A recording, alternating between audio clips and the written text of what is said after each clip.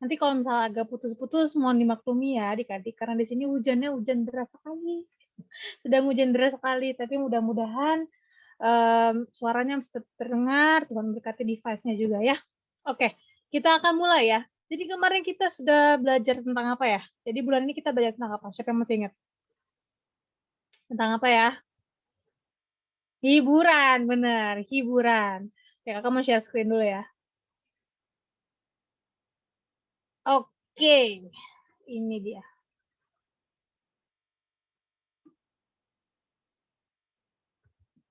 Sebentar. Oke, ini aja. Jadi judul yang kakak mau ambil hari ini adalah tantangan orang muda dalam memilih hiburan. Kak, kok tantangan sih? Milih hiburan kan gampang. Apa yang perlu apa ya? Kok bisa challenge gitu? Padahal kan nggak susah-susah banget, kita tinggal pilih kita mau apa, ya sudah itu jadi hiburan bagi kita begitu kan. Itu bagi orang muda biasa. Nah, ini berbeda buat orang muda Kristen. Nah, orang muda Kristen tidak segampang itu. Kita akan belajar hari ini bagaimana orang-orang muda Kristen ini memilih hiburan yang benar, memilih hiburan yang sejati. Oke, next. Karena kemarin Kakak Wira udah bahas tentang hiburan ya, tentang di kamus hiburan itu apa. Nah, sekarang Kakak mau tambahin, Kakak mau tambahin rekreasi. Hiburan sama rekreasi itu sama nggak sih, Kak? Coba kita baca dulu ya. Oke, jadi, rekreasi itu kalau di kamus KBBI, itu namanya penyegaran kembali badan dan pikiran. Jadi sesuatu yang menggembirakan hati dan menyegarkan. Nah, seperti hiburan gitu ya. Nah, kalau hiburan sesuatu atau perbuatan yang dapat menghibur hati atau melupakan kesedihan dan sebagainya. Jadi sebenarnya, hiburan ini ada di dalam rekreasi, termasuk di dalam rekreasi ya. Jadi hiburan ini tuh, spesifik gitu, spesifik. Kalau rekreasi ini secara general gitu. Nah, lalu Kakak dapat lagi apa namanya, makna lain ya, bukan dari kamus KBBI, tapi, aduh Kakak lupa kasih cantum sumbernya, nanti Kakak cari dulu ya, nanti Kakak kasih tahu. Oke, jadi katanya rekreasi ini katanya cenderung untuk menguatkan dan membangun tubuh gitu ya. Rekreasi mengajak kita untuk meninggalkan tugas-tugas dan beban kita sehari-hari gitu. Rekreasi memberikan kesegaran pikiran dan tubuh kepada kita, dengan demikian menyanggupkan kita kembali melakukan tugas-tugas kita dengan tenaga baru. Jadi kalau kita rekreasi, kalau Kakak, maksud yang kita ambil dari makna ini, rekreasi itu, pulang rekreasi kita nggak capek gitu. Pulang rekreasi kita seger, kita siap untuk hari yang baru, kita siap untuk, mmm, misalnya mau masuk sekolah gitu ya, kita siap untuk belajar yang baru, itu rekreasi. Nah, kalau hiburan, nih Kakak nemunya di sini nih ya, hiburan itu dicari demi kesenangan dan seringkali hal itu membawa hal-hal yang keterlaluan yang menghabiskan banyak tenaga, yang, mmm, yang sangat berguna dalam pekerjaan. Dan justru menjadi penghalang bagi kesuksesan dalam hidup sejati, ya. Jadi sebenarnya rekreasi kalau dari sini ya, kita lihat ya, rekreasi dan hiburan itu adalah sebenarnya sama-sama untuk, diri sendiri, ya.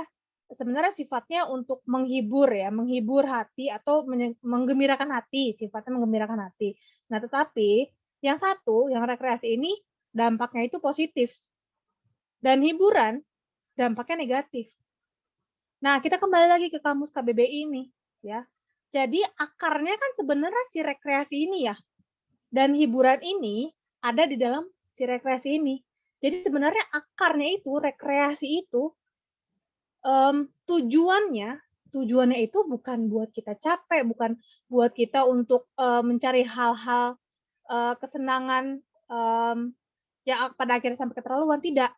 Sebenarnya dampaknya positif gitu ya, untuk memberikan kesegaran pikiran supaya kita siap dengan hari yang baru, supaya kita siap dengan rutinitas kita yang baru begitu ya. Jadi kalau kayak rekreasi itu positif, hiburan itu jatuhnya selalu kepada hal-hal yang negatif. Menarik ya sebenarnya. Tetapi ingat sekali lagi, awalnya itu rekreasi ini tujuannya adalah positif ya. Siapa sih ini yang membawa hiburan atau rekreasi ini menjadi salah jalan atau menjadi yang berdampak negatif begitu ya. Oke, sebelum itu kita lanjut. Nah, sebelum memilih jenis hiburan, coba kita tanya dulu kepada diri kita sendiri. Pengaruhnya atas hubungan saya dengan Allah, pengaruhnya atas diri saya sendiri, lalu apa pengaruhnya sama orang lain. Kok jadi ribet sih Kak, mau milih hiburan aja kok ribet? Ingat, kalau kita mau gampang-gampang aja itu berarti ya kita orang muda duniawi, orang muda dunia. Tapi kita ini adalah orang-orang muda, laskar-laskarnya Kristus, ya. Jadi kita nggak sembarangan. Apa yang kita lakukan semuanya adalah cerminan karakter Kristus. Jadi apapun yang kamu buat sebenarnya kita harus pikirkan dulu. Jadi tiga hal ini ya, kita ingat-ingat. Apa sih pengaruhnya dengan hubungan saya dengan Allah? Pengaruhnya dengan diri saya sendiri, atas diri saya sendiri, lalu apa pengaruhnya atas orang lain, gitu ya. Oke, nah sekarang kita mau bahas tantangannya. Kakak cuman kasih dua tantangannya supaya nanti Kak Alvin bisa lanjutin ya minggu depan Kak Alvin. Oke, tantangan yang pertama. Nah, ini tantangan yang pertama. Dunia ini mengajarkan self love, ya kan? Banyak banget tuh lagu-lagu self love. Do it for yourself, gitu ya. Hati-hati adik-adik, kamu bilang hati-hati. Kenapa nih Kak hati-hati? Kan bukannya bagus self love. Iya, bagus. Di Alkitab sendiri di sini tulis di Markus 12 ayat 31 kan. Dan hukum yang kedua ialah kasihilah sesamamu manusia seperti dirimu sendiri. Tidak ada hukum lain yang lebih utama daripada kedua hukum ini. Tuh, di Alkitab aja ditulis, boleh self-love, Kak. Nah, Kakak mau ingetin lagi sekali lagi. Hati-hati. Self-love yang dimaksud dunia adalah egoisme atau egois, cinta diri sendiri gitu ya. Cinta diri sendiri berbeda dengan menghargai diri sendiri. Nah, yang Alkitab ajarkan adalah menghargai diri sendiri, ya. Oke, kita lanjutkan. Kenapa sih ini jadi sangat berpengaruh, ya? Karena self love ini sangat punya pengaruh dalam kita memilih hiburan, gitu. Zaman sekarang banyak banget yang ngebandingin atau kalau orang Sunda tuh bilangnya kabita gitu, pengen ikut-ikutan gitu loh adik-adik. Kalau misalnya teman aku, nonton udah pada buka nih kan bioskop kan, aku pengen ikutan, kan lagi happening nih, baru buka bioskop, aku ikutan sama teman-teman aku nih gitu kan. Ya nggak apa-apa lah sekali-kali kan, perlu juga lah sekali-kali kan self love. Kan aku butuh self love, aku butuh mencintai diri aku sendiri, nggak apa-apa lah ke bioskop. Oke, boleh. Lalu apalagi ya, makan makanan junk food ya, misalnya makan apa sih banyak tuh McD, KFC gitu kan. Oke, untuk minggu ini karena aku self love, karena aku mencintai diri aku sendiri, aku akan me-reward diri aku dengan memakan makanan junk food minggu ini. Aku mau beli McD, aku mau beli KFC, aku mau beli Burger King, aku mau beli apa lagi banyak, aku mau minum Coca-Cola. Nah, hati-hati tuh adik-adik. Apalagi contohnya? Banyak lah ya sebenarnya ya contohnya ya. Oh aku udah kakak nih, ini pengalaman Kakak ya, jangan dicontoh ya adik-adik kalau yang buruk jangan dicontoh. Misalnya nih, aduh udah capek pulang kerja, oke aku mau me-reward diri sendiri gitu kan, karena aku harus, self love kan, aku jadi harus me-reward diri aku sendiri. Aku mau nonton Korea maraton, dari episode 1 sampai selesai episodenya. Nah, hati-hati ya. Jadi ini Kakak bilang, dunia ini mengajarkan self love. Self love yang dunia ajarkan adalah egosentris, egoisme. Aku, gitu ya. Jadi kata self love ini tuh dijadikan alasan adik-adik, dijadikan alasan nih untuk memilih hiburan. Oh, kita pantas kok dapat ini. Oh, kita pantas kok kita makan junk food. Oh, kita pantas kok nonton Korea sampai selesai, contohnya kayak gitu ya. Nah, kita kembali lagi yang Alkitab katakan di Markus 12 ayat 31 ini. Coba kita baca ya, kasihilah sesamamu manusia seperti dirimu sendiri. Jadi sebenarnya kasih yang Tuhan ajarkan itu ada dua gitu. Nggak aku, tapi aku dan sekitarku gitu ya. Aku dan sekitarku gitu. Jadi mengasihi diri sendiri itu bukan berarti membuat diri kita menjadi sempurna seperti yang kita mau atau memenuhi semua setiap hiburan yang kita mau gitu, yang kita pikir oh ini karena aku self love gitu, bukan ya. Yang kita inginkan tetapi dengan mengetahui identitas kita. Nah, identitas kita ini siapa? Coba kita baca. Kita the beloved son and daughter of God, gitu ya. Dengan begitu kita dapat menerima dan menghargai diri kita sendiri. Kalau aku merokok, ya, tubuh aku tuh adalah bait Allah. Kita bisa berpikir, kalau aku merokok, oke, aku mau menghibur diri nih dengan merokok, contohnya gitu ya. Tapi kita ingat lagi, oke, yang self love dunia ajarkan itu adalah egois, egosentris ya. Ingat, tubuh kita adalah bait Allah. Jangan dirusak ya. Tapi kalau dunia bilang apa? Aku ngerokok, aku kan self love, aku harus mereward diri sendiri aku sendiri lah. Ya nggak sering-sering kok Kak, udah sekali-sekali aja coba nyobain gitu kan. Ya, ingat sekali lagi bukan aku, tapi self love itu adalah menghargai diri kita sendiri karena kita adalah cerminan Tuhan Yesus ya, cerminan Yesus Kristus. Jadi tantangan pertama kita ini harus apa? Kita harus menjauhkan sifat akan cinta diri sendiri, tapi menghargai diri sendiri, merespek diri sendiri gitu ya. Oke? Boleh ya begitu ya? Oke. Itu tantangan pertama. Cuma ada 2 tantangan sih. Oke, tantangan selanjutnya. Nih, tantangan selanjutnya. Dunia mengajarkan YOLO katanya. You only live once. Ini sorry banget nih kakak harus tulis nih ya. You only live once, so just go freaking nuts katanya gitu. Wah itu sebenarnya kata-kata yang nggak bagus begitu ya. Jadi memang apalagi anak muda sekarang kan, itu tuh jadi moto, jadi bisa dibuat jadi lirik-lirik lagu sekarang. Kakak tuh tadi pas lagi cari bahan ini banyak banget lagu-lagu dunia tentang YOLO ini, mengajarkan YOLO, you only live once gitu. Jadi tentunya para penikmat lagu-lagu tersebut menjadikan moto ini di dalam kehidupan mereka gitu.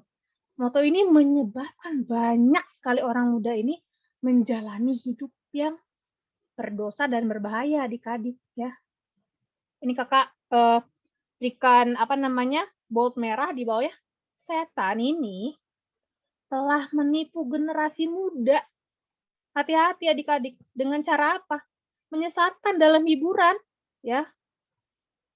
Sebenarnya apa sih yang setan mau? Setan ingin kita ingin menyebabkan kematian dini kepada kita. Wow, keras sekali Kak. Iya, setan tuh pengen kita mati. Mati dari muda aja gitu. Dan juga misalnya, oke lah aku nggak boleh membuat manusia mati gitu ya. Karena kan setan nggak boleh melampaui Tuhan ya, kuasa Tuhan gitu ya. Tapi setan ingin membunuh kita dengan cara menyesatkan kita melalui kehidupan yang destruktif atau yang merusak. Jadi tuh setan mau mencuri peluang kita untuk masuk surga adik-adik. Super duper jahat si setan ini ya. Nah, kalau kita baca di Ibrani 9 ayat 27 di sini ya. Dan sama seperti manusia ditetapkan untuk mati hanya satu kali saja, dan sesudah itu dihakimi. Jadi sebenarnya di Alkitab juga ditulis sih, you only live once ya. Kamu akan mati satu kali saja. Dan sesudah itu, nggak sampai di situ, kamu akan dihakimi. Jadi kamu akan mempertanggungjawabkan semua, perbuatan kamu adik-adik. Jadi bukannya kamu misalnya karena aku cuman hidup sekali di dunia ini, aku mau nyobain semuanya lah.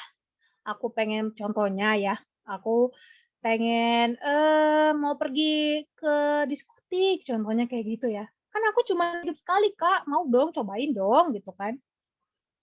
Ingat adik-adik, iya kita cuma hidup sekali, tapi setan cuman ngajarin kita cuma sampai situ doang, kita cuma hidup 1 kali. Tapi ingat di Alkitab ditulis lanjutannya, dan sesudah itu kamu dihakimi, gitu ya. Jadi jangan sembarangan, gitu ya. Nah, di 2 Korintus 5 ayat 10 juga, sebab kita semua harus menghadap tahta pengadilan Kristus, supaya setiap orang memperoleh apa yang patut diterimanya sesuai dengan yang dilakukannya dalam hidupnya ini, baik ataupun jahat. Nah, itu dia adik-adik, kenapa kita harus memilih hiburan yang benar dan sejati, begitu ya, hiburan yang benar dan sejati. Karena ini, semua perbuatan yang kita lakukan ini bukan buat nakut-nakutin ya, bukan buat nakut-nakutin adik-adik gitu ya. Tapi apa yang kita lakukan ini selalu ada tanggung jawabnya, selalu ada, kita akan mempertanggungjawabkan itu semua begitu ya. Nah, apa sih yang disebut menyenangkan tuh banyak ya, kayak merokok, main games di komputer. Kakak juga maksudnya masih belajar ya, ini tantangan kita nih, orang muda nih. Semakin berkembangnya zaman, semakin canggih teknologi, semakin kita ketergantungan dengan teknologi, dengan gadget-gadget gitu ya. Semuanya menyenangkan kan, semuanya menyenangkan, bisa membuat menjadi hiburan buat kita ya. Tapi hati-hati ya, aku mengingatkan lagi, kenikmatan dan kekayaan materi, apapun itu ya, yang di dunia ini tuh tidak membawa kedamaian. Ya, tidak akan membuat sukacita yang sejati. Ya, tidak akan kita bawa mati begitu ya istilahnya. Ya udah itu akan tertinggal di dunia saja gitu.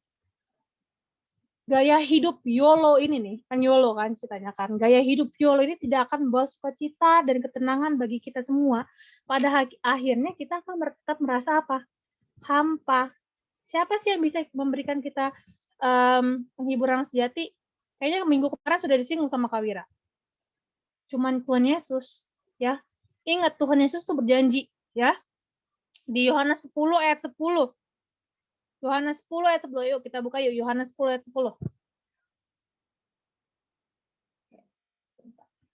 Yohanes 10 ayat 10. Pencuri datang hanya untuk mencuri dan membunuh dan membinasakan. Aku datang supaya mereka mempunyai hidup dan mempunyainya dalam segala kelimpahan. Ini janji Yesus loh, adik-adik. Lalu setelah Yohanes 10 ayat 10, kita baca di Yohanes 14 ayat 27. Damai sejahtera yang kutinggalkan bagimu, damai sejahteraku kuberikan kepadamu. Dan apa yang kuberikan tidak seperti yang diberikan oleh dunia kepadamu. Janganlah gelisah dan gentar hatimu. Ya. Jadi yang dunia tawarkan, YOLO, self love, pada akhirnya semua akan ya sudah tertinggal di dunia adik-adik. Kita tidak akan membawa itu seterusnya. Itu sifatnya sementara, itu bukan sifat yang kekal. Apa sekalian sekarang pilih deh. Mau hiburan yang kekal atau yang sejati atau mau hiburan yang sementara. Tuhan Yesus ingat, jangan takut adik-adik. Tuhan Yesus tuh udah berjanji loh. Ada janjinya di Alkitab gitu. Dia kasih kita damai sejahtera ya. Jangan gelisah dan gentar katanya hati kita. Apa yang ditawarkan Tuhan Yesus itu berbeda dengan apa yang dunia tawarkan. Mungkin kenikmatan dan kesenangan kita pada saat ini kadang-kadang membuat kita terlena, membuat kita tenggelam. Tapi kita harus tetap ingat, ini hanya sementara. Ini hanya sementara. Ini juga berlaku buat kakak pribadi gitu ya. Kadang-kadang masih sangat sering jatuh kepada hal-hal duniawi seperti ini gitu. Apalagi kalau kadang-kadang sudah lelah sekali, itu dia butuh mereward diri katanya kan. Nah, mereward dirinya ini kadang-kadang bukan rekreasi begitu ya, malah hiburan yang setelah itu akan lebih capek gitu. Coba kita pikirin deh. Kalau misalnya Kakak me-reward diri Kakak dengan nonton Korea, contohnya kayak gitu kan. Nonton Korea episode 1 ini akhirnya nggak tidur, ya kan. Besok pagi mau kerja lagi nih kan. Pada akhirnya nggak fresh, jatuhnya malah ngantuk dan tambah capek, kayak gitu kan. Nah, oke. Jadi sekarang kita mau kembali lagi ke Yohanes 10 ayat 10 dan Yohanes 14 ayat 27 ini. Siapa yang mau kita dengerin? Janji siapa? Janji setan, tipu muslihat setan, atau janji Tuhan? Ya, aku mau yang pasti-pasti aja lah Kak. Ya itu sudah, janji Tuhan itu pasti. Ya, kalau perkataan setan itu cuman sekarang aja gitu. Dia tidak kekal sifatnya. Janji Tuhan itu kekal gitu. Coba begini deh, kalau gitu. Misalnya adik-adik masih ragu-ragu gitu ya. Sekarang kita pikirin aja deh kerugiannya.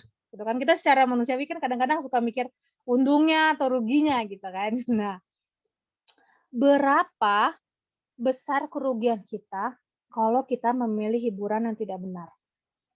Kita mau hitung-hitung dulu, coba ya. Oke, kita mau tahu deh hiburan yang tidak benar itu kan kalau Bang Wira bilang kemarin kan, misalnya pergi ke diskotik ya kan, narkoba contohnya kan, merokok atau apalagi ya, nonton Korea contohnya itu ya, yang paling gampang lah gitu. Kerugian waktu pertama kan, rugi waktu, rugi materi ya kan. Misalnya hiburannya makanan, Kakak juga kadang-kadang sering banget jatuh di makanan gitu kan. Mau beli ayam McD gitu kan, yang 1 bucket. Udah berapa tuh kerugian materinya yang kita ini, nggak apa-apa kok Kak, buat makan kok gitu kan. Nggak cuman kerugian materi adik-adikku, kesehatan kita bagaimana gitu kan. Coba kalian bayangkan kalau kalian me-reward diri kalian nggak usah seminggu lah, sehari, tapi kalian udah makan berapa ayam McD lah gitu. Kesehatannya bagaimana? Udah banyak sekali kan yang dirugikan gitu. Kalau kita mau hitung-hitungan rugi nih ya, untung rugi gitu kan. Oke, jadi udah mulai kebayang ya. Kalau kita memilih hiburan yang tidak benar, pertama kita sudah digoda setan dan kedua rugi banget gitu. Oke, nah sekarang Kak, jadi aku harus ngapain nih gitu kan? Lalu apa yang harus aku lakukan nih untuk memilih hiburan yang benar? Sulit adik-adik, kakak pun sulit sebenarnya, tapi kita akan belajar ya. Nah, kita mau belajar menolak keinginan duniawi yang bertentangan dengan kehendak Tuhan. Tadi kehendak Tuhan itu apa aja sih? Tuhan itu kan benci banget ya sama yang apa namanya, nanti kita belajar ya, pemabuk, kakak lupa ayatnya di mana, pemabuk dan lain-lain gitu kan ya. Nah, sekarang terus kita nggak boleh bersenang-senang gitu Kak, gitu kan? Boleh. Nih kita di Pengkhotbah 11 ayat 11 kita baca ya. Pengkhotbah 11 ayat 9 mengingatkan, bersukarialah hai pemuda dalam kemudaanmu. Biarlah hatimu bersuka pada masa mudamu, dan turutilah keinginan hatimu dan pandangan matamu. Tetapi ketahuilah bahwa karena segala hal ini, Allah akan membawa engkau ke pengadilan. Waduh, berabe dong nih. Ya kata Tuhan, Tuhan tuh kasih kita ingat, power of choice gitu kan, power of choice. Tapi ingat, semuanya itu akan kamu pertanggungjawabkan sendiri. Kamu makan makanan tidak sehat, kamu bertanggung jawab ya kesehatan kamu. Kamu misalnya, contohnya gitu ya, rokok sehari berapa box gitu ya. Kamu sudah rugi materi, ya kan? Rugi kesehatan lagi gitu kan. Nonton Korea, rugi waktu, rugi kesehatan lagi gitu. Jadi kerugiannya tuh nggak cuma satu, tapi banyak gitu. Oke. Lalu yang di 2 Timotius 2 ayat 21 sampai 22. Jika seorang menyucikan dirinya dari hal-hal yang jahat, ia akan menjadi perabot rumah untuk maksud yang mulia. Ia dikuduskan, dipandang layak untuk dipakai tuannya, dan disediakan untuk setiap pekerjaan yang mulia. Sebab itu, jauhilah nafsu orang muda. Kejarlah keadilan, kesetiaan, kasih, dan damai bersama-sama dengan mereka yang berseru kepada Tuhan dengan hati yang murni. Jadi kita mau belajar menolak keinginan duniawi nih. Keinginan dunia itu banyak banget. Misalnya kita nonton web, film, acara TV ya, musik-musik gitu. Sekarang ini musik-musik tuh kadang-kadang isinya apa sih? Isinya kadang-kadang isi kekejaman gitu loh. Ya kan, berisi kekejaman, berkaitan dengan hantu-hantu. Nah, tuh kakak juga pernah suka tuh yang hantu-hantu kayak gitu tuh. Itu nggak boleh tiru ya.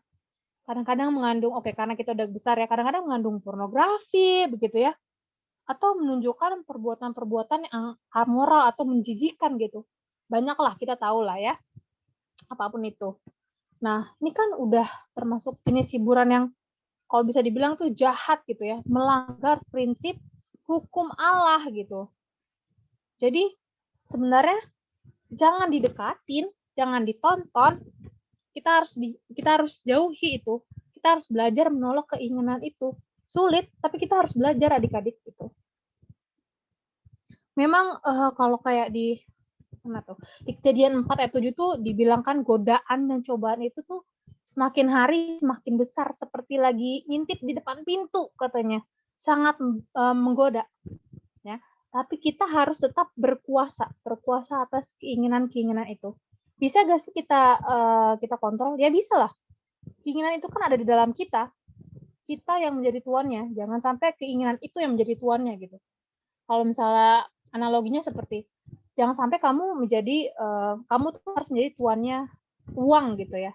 Jangan sampai uang menjadi tuan kamu gitu adik-adik ya. Ada satu nasihat lagi dari Rasul Paulus sebenarnya. Dia bilang yang di 2 Timotius itu, di 2 Timotius 2:21 dan 22. Nah, jadi nasihat ini tuh mendorong setiap anak muda agar dapat bertekad ya. Bertekad contohnya seperti Daniel dan Yusuf. Kalau adik-adik ingat ceritanya Daniel dan Yusuf, Yusuf tuh ya yang digodain sama istrinya Potifar, dan Daniel juga dia menolak untuk memakan makanan raja ya. Akhirnya mereka tuh menjadi anak-anak muda yang sukses, anak-anak muda yang berhasil mengalahkan tantangan itu. Mereka dapat memilih hiburan yang sejati begitu ya, hiburan yang benar-benar diberikan oleh Allah begitu ya. Oke, kita next. Nah, setelah itu tunggu. Oke. Nah, ini dia. Oke.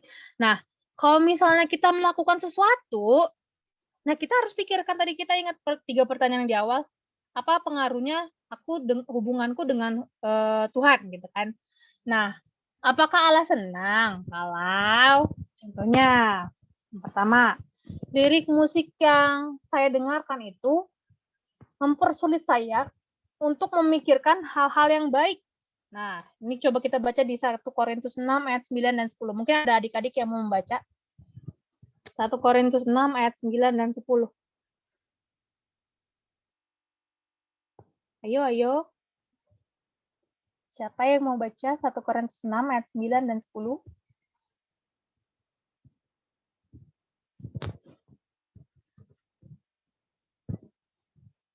Boleh di-unmute, Tif. Atau siapa tuh? Oke. 1 Korintus 6 ayat 9 sampai 10. Atau tidak tahukah kamu bahwa orang-orang yang tidak adil tidak akan mendapat bagian dalam kerajaan Allah? Janganlah sesat, orang cabul, penyembah berhala, orang berzina, banci, orang pemburit, pencuri, orang kikir, pemabuk, pemfitnah, dan penipu tidak akan mendapat bagian dalam kerajaan Allah. Nah, jadi itu ya, itu jelas ya, Tuhan tuh orang-orang seperti itu nggak akan masuk surga gitu.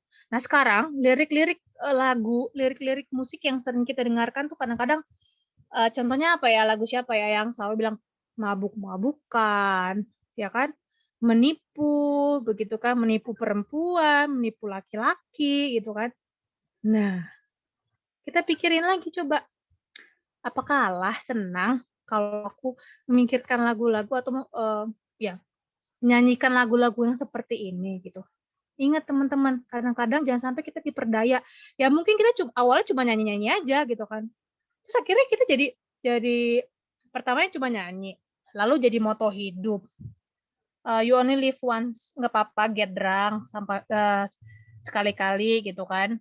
Akhirnya dari cuma sekali-sekali, padahal cuma mau nyoba-nyoba mabok, setelah itu jadi pemabuk beneran dan akhirnya nggak masuk surga, ya kan? Jadi jangan sampai kita terbuai dengan lirik-lirik musik yang seperti ini gitu ya. Kadang-kadang memabukkan, oh dia juga nggak apa-apa kok, mereka kehidupannya oke-oke aja malah mereka mabuk-mabukan, gitu kan. Jangan sampai kita terbuai dengan hal seperti ini gitu ya adik-adik ya. Next, saya meniru tutur kata dan tindakan negatif orang-orang dalam film yang saya tonton. Coba baca di dalam Lukas 6 ayat 40. Siapa yang mau membaca? Lukas 6 ayat Lukas 40. 6 ayat 40. Seorang murid tidak lebih daripada gurunya. Tetapi barang siapa yang telah tamat pelajarannya akan sama dengan gurunya.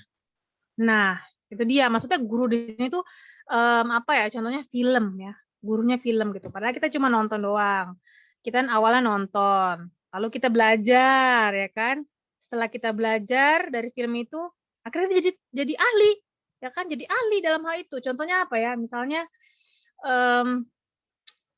fighting gitu ya. Contohnya fighting atau kita main game lah, main game. Main game apa ya sekarang sih? Point blank, contohnya ya, kakak coba tahu point blank, mohon maaf. Point blank. Atau Mobile Legend, katanya begitu kan.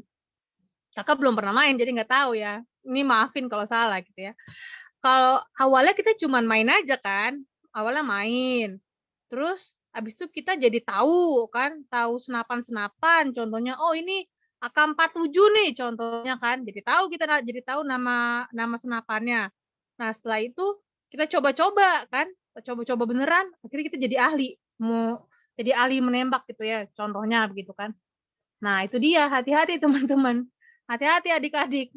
Awalnya kita cuma mau sebagai hiburan saja, tapi akhirnya kita tertarik, kita jatuh dan terjerumus gitu.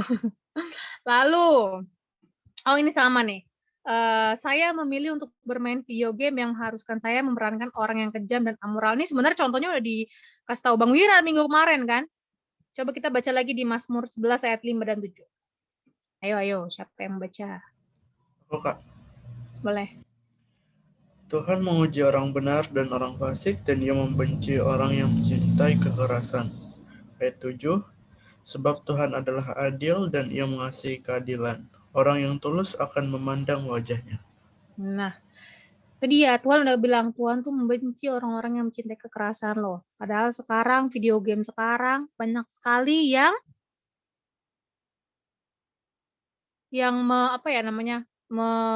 mencetuskan kekerasan gitu. Tembak-tembakan, pukul-pukulan. Ingat adik-adik, di Alkitab ditulis Tuhan tuh membenci.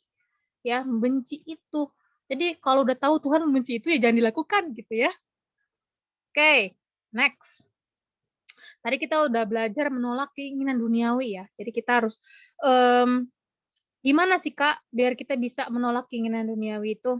Nah, yang pelajaran kita selanjutnya, kita harus punya tekad. Kita bertekad untuk bertumbuh secara rohani. Yuk kita baca satu-satu yuk, ganti-gantian yuk dari Efesus 4 ayat 12 sampai 16. Silakan. Siapa aja? Ganti-gantian ya.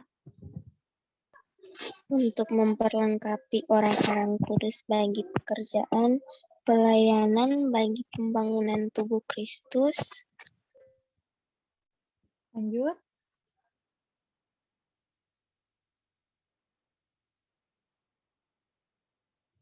Ayo, dilanjutkan.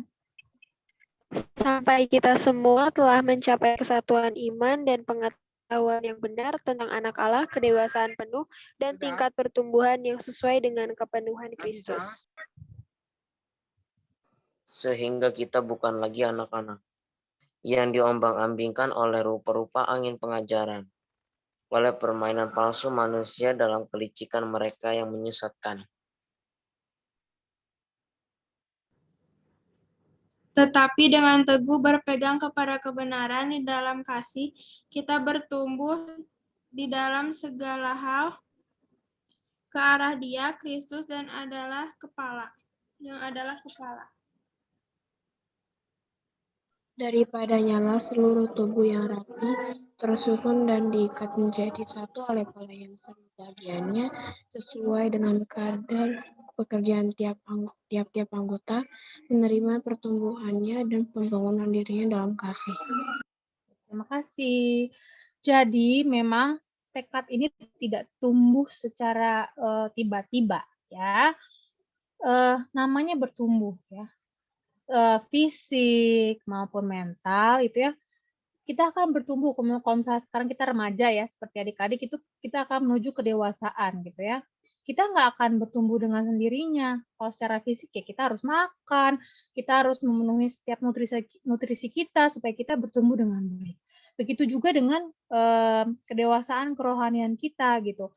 Kalau misalnya adik-adik memilih hiburan yang tidak baik, hanya bermain game atau nonton TV atau sebagainya begitu, itu sangat-sangat mempengaruhi kedewasaan kita adik-adik. Bagaimana kita mau menjadi pelayan-pelayan Tuhan, atau bagaimana, nggak usahlah jauh-jauh jangan pelayan Tuhan. Bagaimana kita mau menjadi orang yang baik dulu deh. Jadi orang yang baik kalau kita setiap hari tontonannya yang sinetron yang marah-marahan, benci-bencian, atau mainnya yang tembak-tembakan gitu ya. Bagaimana kita mau bertumbuh menjadi orang baik gitu. Nah, apalagi sekarang kita ini adalah orang-orang muda Kristen yang mencerminkan karakter Kristus, adik-adik. Kita harus bertumbuh seperti tentunya Bapa kita yang di sorga, gitu ya. Gimana sih caranya, gitu? Ya sama seperti kayak air dipupuk gitu ya, bertumbuh. Kita harus belajar firman Tuhan, gitu ya, berdoa, diskusi, dan pada akhirnya kita akan melayani, gitu ya, melayani. Nah, jadi memang kedewasaan itu, tingkat pertumbuhan itu harus dipupuk sejak dini kalau kakak bilangnya. Jadi kita harus memperlengkapi semua, memperlengkapi diri kita dengan firman Tuhan, ya.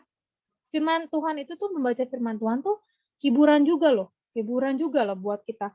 Jadi janganlah kita mencari hiburan-hiburan yang sifatnya tidak kekal. Sekali lagi ya, kita harus mencari hiburan-hiburan yang sejati yang akan kita pakai nanti di surga gitu. Kalau misalnya kita pikir ini masih otak duniawi ya, masih otak secara manusia gitu ya, contohnya gitu. Gimana nanti kita di surga, kita mau ngobrol sama malaikat-malaikat yang mereka akan ngobrolinnya tentang firman Tuhan gitu adik-adik. Kebayang nggak sih? Ngebayangin kan dulu, nanti kita di surga, kita ngobrol sama malaikat-malaikat, kita ngobrolnya tentang apa sih? Pasti kita ngobrolin tentang firman Tuhan, tentang banyak hal yang sifatnya kekal begitu ya.